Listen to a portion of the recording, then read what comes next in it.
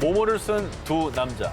사망의 진실은 1966년 브라질 리우데자네이루의 한 언덕에서 양복 위에 우비를 입은 두 남자의 시신 발견. 얼마 뒤 전자기술자 마누엘과 미겔로 밝혀졌는데요.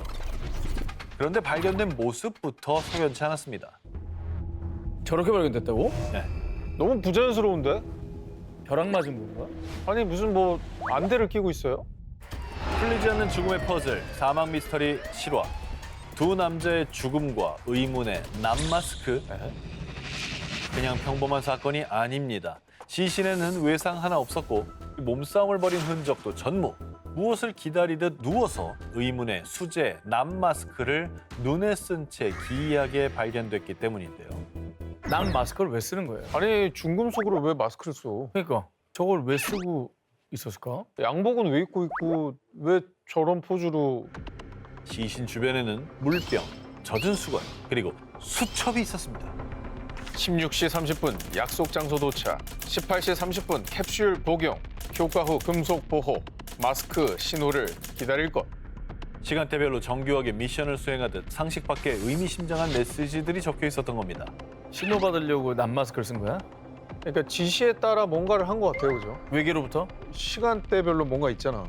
근데 그 내용적인 캡슐은 뭐예요? 알 수 없죠. 그러니까 남 마스크로 중금속 중독에서 죽은 건지 캡슐 때문에 죽은 건지. 약간 혈액 검사 같은 걸 꼭 해봐야 될 해야지. 것 같은데. 하지만 이미 시신은 상당히 부패한 상태. 독극물 검사도 제대로 할 수 없어서요. 메모 속의 캡슐의 단서도 제대로 파악할 수 없었는데요. 그런데 여기서 또 하나의 놀라운 사실. 저 두 사람이 UFO 교신 실험, 심령주의 집단 활동에 참여했어요. 평소 외계인에 관심이 많았던 두 사람이 외계 생명체에 접촉한 게 아닐까 하는 음모론까지 급속도로 퍼진 겁니다. 당시 주민들 중에 일부는 언덕에 올라가는 걸 봤는데 뭔가 긴장한 표정이었어요. 언덕 위에서 이상한 빛을 본 것 같아요. 이렇게 미스터리한 상황을 봤다고도 증언. 외계랑 교신을 시도했나 보지. 근데 내가 봤을 때 캡슐이 뭐 잘못된 그러니까 걸 나는- 먹은 것 같아. 그게 좀 궁금해. 과연 그날 언덕에서 그들은 대체 무엇을 기다렸던 걸까요? 모모, 의문의 소리를 듣는 사람들. 미국의 한 고요한 마을. 시간을 가리지 않고 윙윙, 웅웅. 정체모를 저주파 소음이 사람들의 귀를 고문처럼 파고들었는데요. 그런데 더욱 이상한 건요. 모든 사람이 그 소리를 들었던 게 아니란 겁니다. 머릿속에서 이 끔찍한 진동음이 멈추지 않는다고. 아니 여보 대체 무슨 소리야? 나는 아무 소리도 안 들리는데. 이 마을 주민 중 약 2%만이 그 소리를 들었던 건데요. 야, 일부한테만 들리는 게 뭐죠? 한 명이면 2명이라고 할 텐데. 상식으로는 설명 불가, 불가사의 미스터리 실화. 특정인에게만 들리는 의문의 소리. 영화에서 나올 법한 이야기 같지만 1990년대 초부터 실제 발생한 현상으로요. 어떤 장비로도 녹음이 안 되고 어디를 가도 그 소음이 따라다닌다고 합니다. 진짜? 그 저주파 소리를 잠시 한번 들어보면요. 이런 소리. 다 들리잖아 지금. 그러니까 이제 목격자들에 따르면 이런 소리가 난다는 거예요. 이게 어떻게 근데 누구한테 들리고 누구한테는 안 들리고 그러죠? 입이 누고 가야 되는 거 아니야? 다 들릴 것 같은데.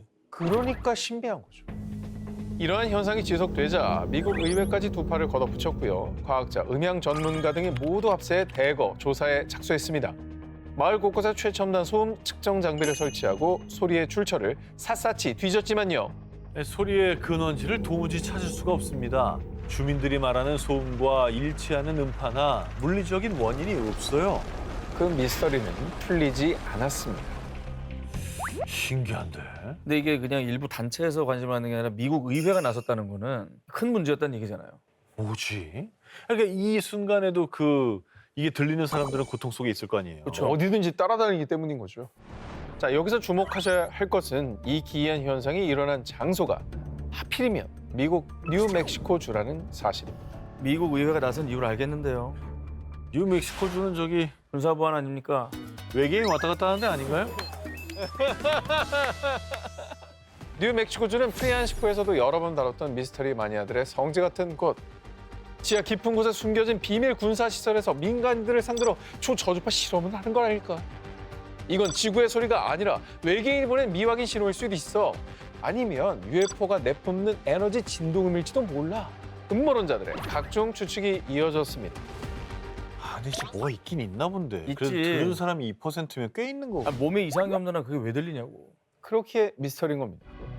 일부 전문가들은 환경 소음이나 특이한 이명 현상일 뿐이라며 애써 치부하기도 하지만 왜 오직 2%의 선택된 사람들에게만 이 소리가 들리는지는 여전히 미스터리로 남아 있습니다. 누군가 우리 가족을 지켜보고 있다. 2014년 미국 뉴저지 주에서 한 가족이 꿈에 그리던 집을 구입했습니다. 그런데 입주를 앞둔 어느 날 우편함에서 이상한 편지 한 통을 발견합니다. 이 집은 수십 년 동안 우리 가문의 감시를 받아왔다. 이제 내가 그 일을 이어받아 이 집을 지켜보고 있다. 뭐야? 환영해. 이제 파티를 시작하지. 그리고 편지의 가장 끝엔 정체불명의 서명이 적혀 있었습니다. The Watcher, 야, 무섭다. 감시자. 아, 무서워. 하지만 진짜 공포는 그 다음부터 시작됩니다. 오우. 얼마 후 도착한 두 번째 편지. 그 안에는 부부의 아이들에 대한 이야기가 적혀 있었습니다. 젊은 피가 들어왔네. 내가 기다리던 그 젊은 피인가? 당시 이 가족이 아직 정식 입주도 하기 전에 편지 작성자는 아이들의 존재를 알고 있었고 야. 심지어는 집 공사 상황까지 자세히 언급하고 있었습니다. 우연이라고 하기엔 좀 의심스러운 부분이 많긴 하네요. 가족들은 곧바로 경찰에 신고했고 경찰과 사설 탐정까지 동원해 범인을 찾기 시작했습니다. 오. 실제로 경찰은 DNA 분석도 진행했고 필적 감정까지 의뢰했지만 전부 허탕뿐이었습니다. 도대체 범인이 누구인지 알 수 없는 상황. 오히려 수사가 진행될수록 미스터리만 더욱더 커져갔는데요. 그 와중에도 수상한 편지는 계속 도착했습니다. 그 젊은 피가 지하실에서 놀도록 내버려 둘 건가? 당신이 2층에 있으면은 아이들이 비명을 질러도 못 듣겠네. 어? 침대 옮겼네. 거울은 왜 거기 걸어둔 거야? 그 벽 안에 뭐가 있을 줄 알고. 야, 진짜 무섭네. 그 벽 안에 뭐가 있는데. 진짜 계속 보고 있는 느낌 안 들어요? 그리고 집에서 하는 디테일한 행동을 다 알고 있다는 게 소름이야. 맞아. 자, 그런데 다행히 이 가족에게 직접적인 피해는 없었다고 합니다만 그렇다고 해서 안심할 수 있는 상황도 아니었습니다. 처음에는 누가 장난치는 건가 생각할 수도 있었겠죠. 그런데 편지에는 오직 가족들만 알 법한 내용들이 너무나 자세하게 적혀 있었던 겁니다. 그러네. 결국 가족들은 집에 제대로 살지도 못한 채 수년간 공포에 시달리다 구입가보다 훨씬 낮은 가격으로 집을 처분해야만 했습니다. 진짜?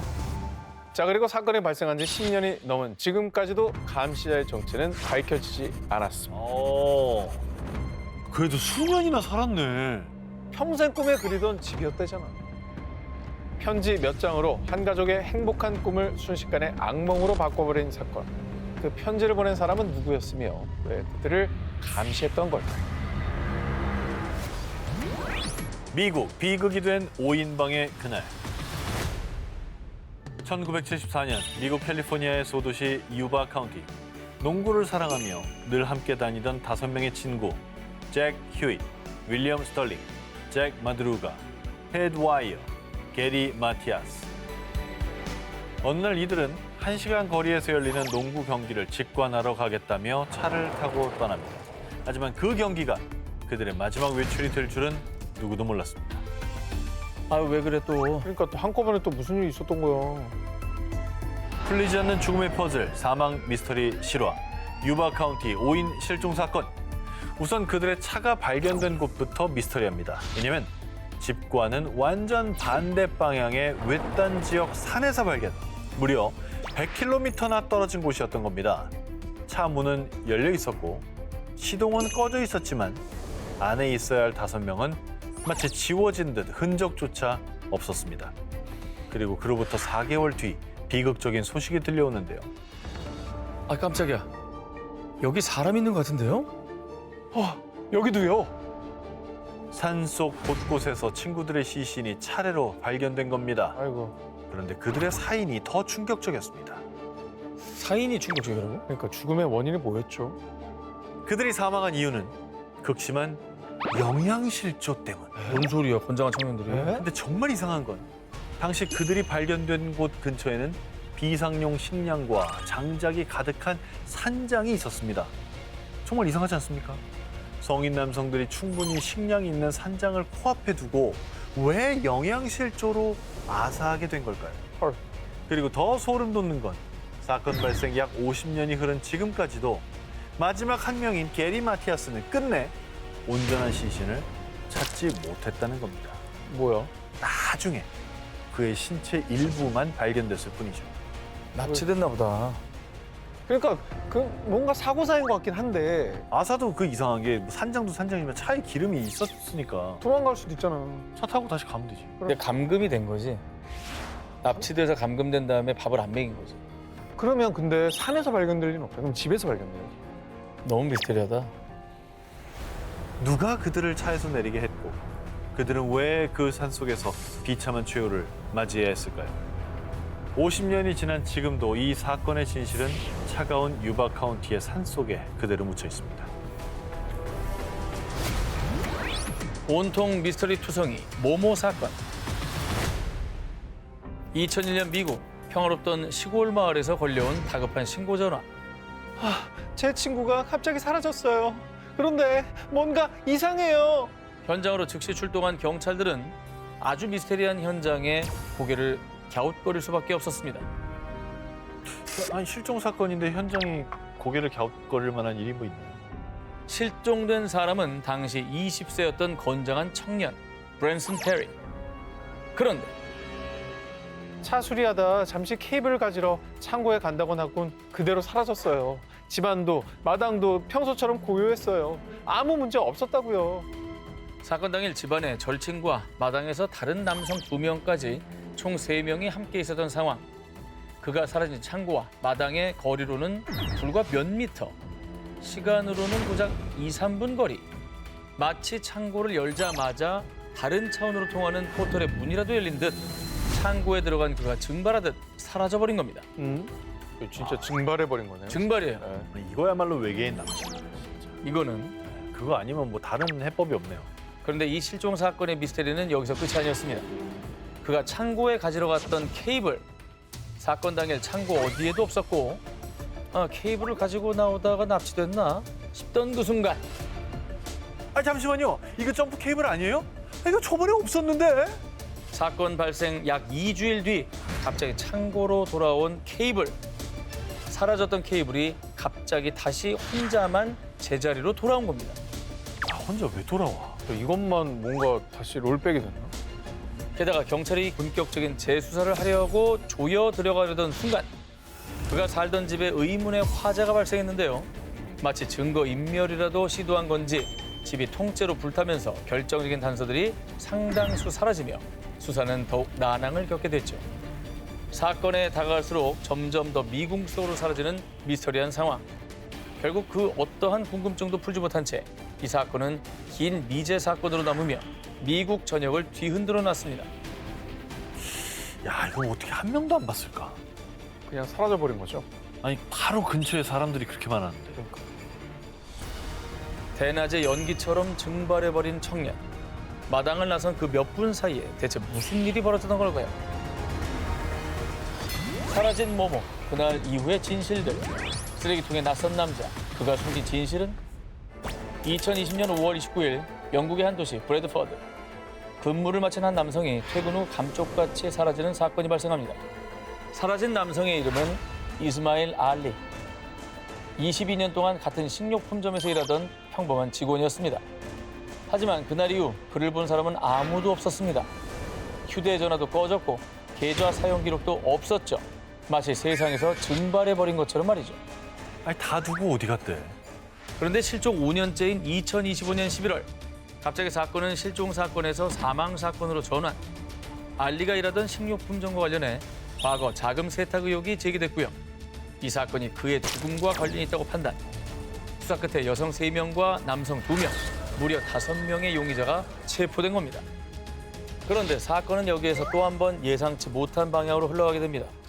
용의자 체포 소식이 알려지고 며칠 뒤 경찰서로 의문의 한 남성이 찾아옵니다. 그 사람들은 알리를 살해한 사람이 아닙니다. 이 사람 뭔가 아는가? 얘는 어떻게 알아? 얘는 뭔가 어떻게 알아요? 아는데 나도 그게 궁금해. 어떻게 아냐 이거지. 넌 누구냐? 누구냐 넌? 증거라도 있는 건가요? 당신은 누군가요? 제가 바로 당사자니까요. 저는 안전합니다. 그리고 건강합니다. 뭐야, 진짜. 다시 돌아온 이유는 뭐야? 놀리는 거예요? 어떻게 된 거야? 하지만 진짜 미스테리는 지금부터가 시작입니다. 보통 성인이 사라졌다가 자발적으로 돌아오면 신원 확인 후 사건이 마무리되는 경우가 많죠. 경찰은 알리를 단순 귀가 조치하지 않고 보호 조치 아래 있다고만 밝혔을 뿐 그 이상의 내용은 일체 공개하지 않았다는 점입니다. 야, 내부 고발자네, 알리가.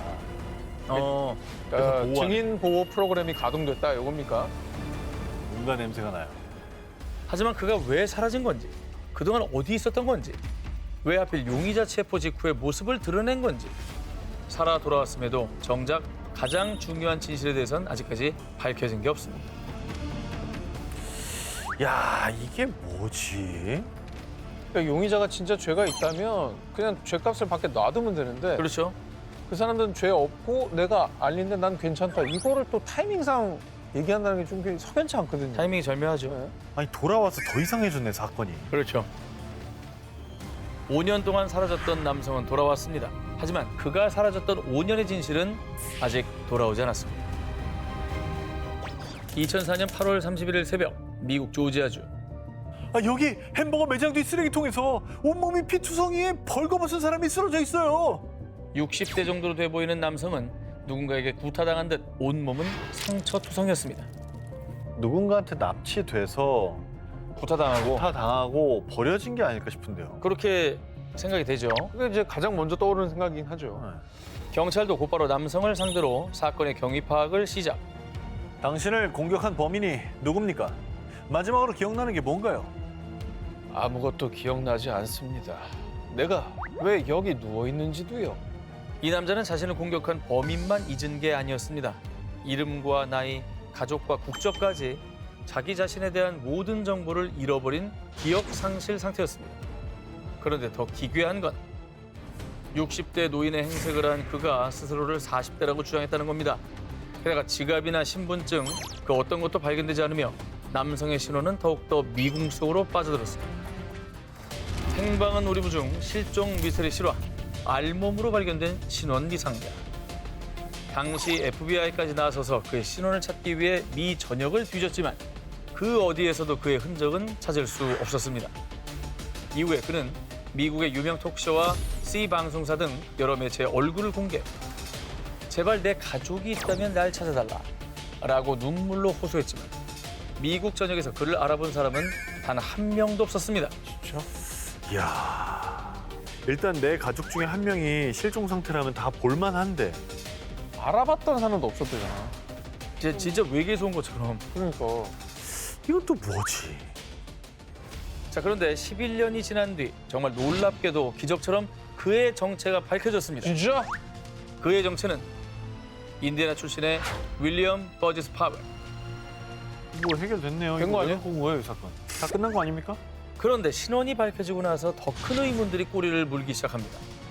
그가 과거에 강력한 범죄 조직과 연루돼 있었고 자신의 과거를 지우기 위해서 기억 상실증이라는 치밀한 연극을 펼쳤을 가능성이 제기된 것이죠. 허허.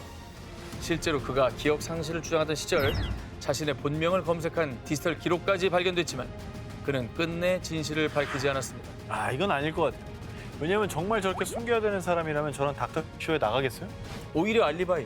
아이, 그거는, 아이, 그럴 수 있는데 만약에 저렇게 해서 누군가 한 명이라도 알아보면 완전 손해인데? 근데 범죄자가 카메라 앞에 자신의 모습을 드러내는 거 그럼. 한두 케이스가 있는 게 아니에요. 그래요? 되게 많습니다. 그럼 알리바이 만드는 거야. 나 너무 착하게 살았나? 그냥 멍청한 것 같아요. 씨. 결국 11년 만에 이름은 되찾았지만 그에 대한 미스터리는 오히려 더 깊은 심연으로 빠져들었습니다. 진실은 그날 밤 조지아주의 어두운 쓰레기통 속에 여전히 잠들어 있는지도 모르겠습니다.